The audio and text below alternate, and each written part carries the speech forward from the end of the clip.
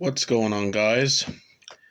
I'm the Walrus Jedi, and in today's video we are talking The Mandalorian Season 3, Episode 3, Chapter 19, The Convert. There will be spoilers for the episode in this video. Before going any further, please take a moment to like and subscribe. It would really help the channel. Thank you. And now, back to The Convert. The episode begins where the previous one ended, on Mandalore. Bo-Katan asks Din if he saw any living creature down there, and he says no. Din recovers. He then collects some of the water. They then leave the planet for Kalevala, where Bo-Katan's castle is, and where the Naboo starfighter is. While in space, they are beset by TIE interceptors. Bo-Katan manages to evade them long enough for Din to reach his ship and help take out the TIEs. That's when TIE bombers bomb Bo-Katan's castle. She gives chase, but several more interceptors come. So Din and her, they leave the planet.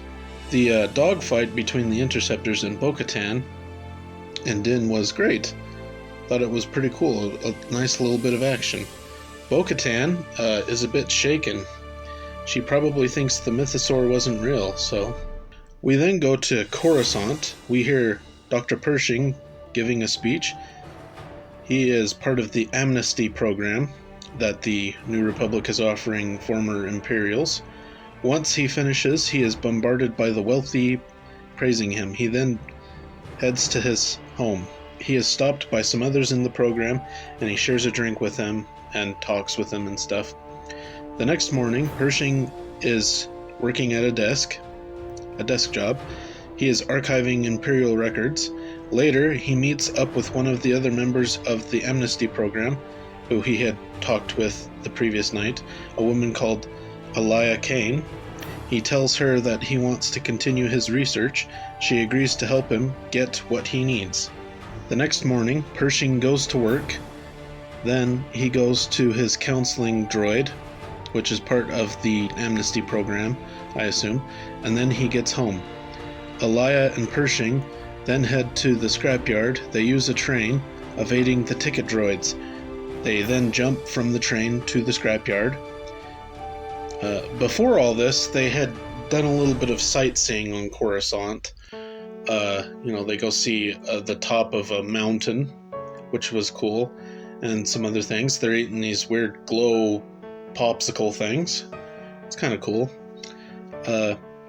It's nice to see Coruscant the way it should be. It just maybe I like it all lit up and stuff, but it just looks better.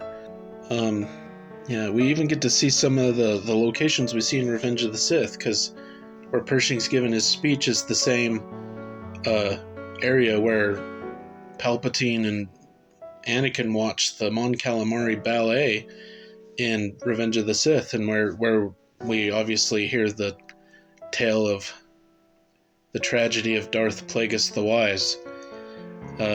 They go to a Star Destroyer to find a lab. They walk and they stop.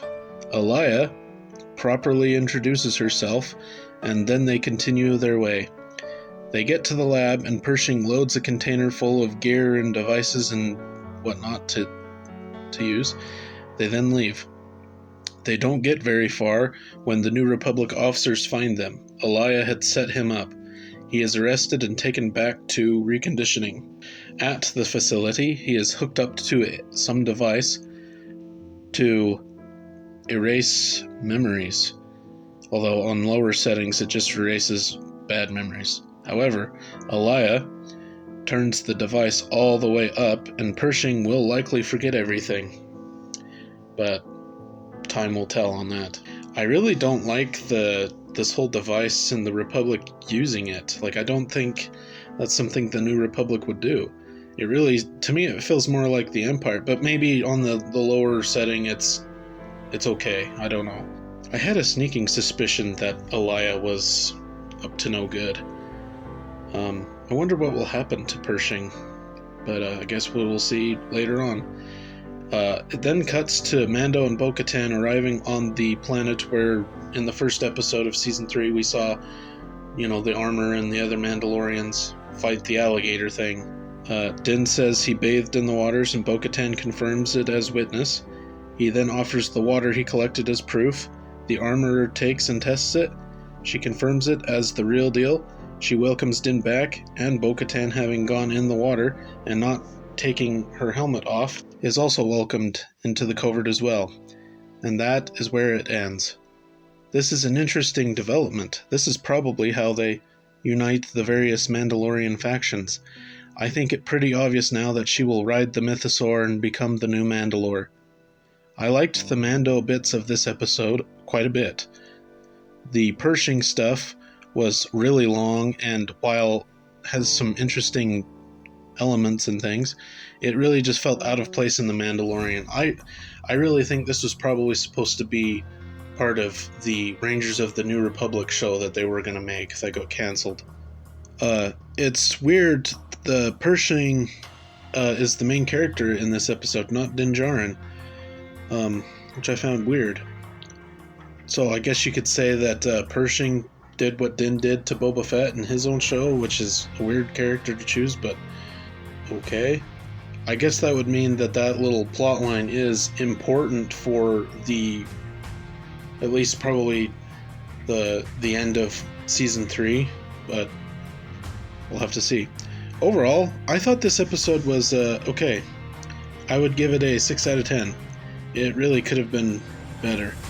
This was also a really long episode, almost an hour, which is unfortunate that it felt, like I don't know. What did you think of this episode? Did you like the Pershing stuff? Will Bo-Katan be the new Mandalore? Tell me in the comment section down below. Consider leaving a like and subscribing for more videos. It really would help. And until next time, thanks for watching.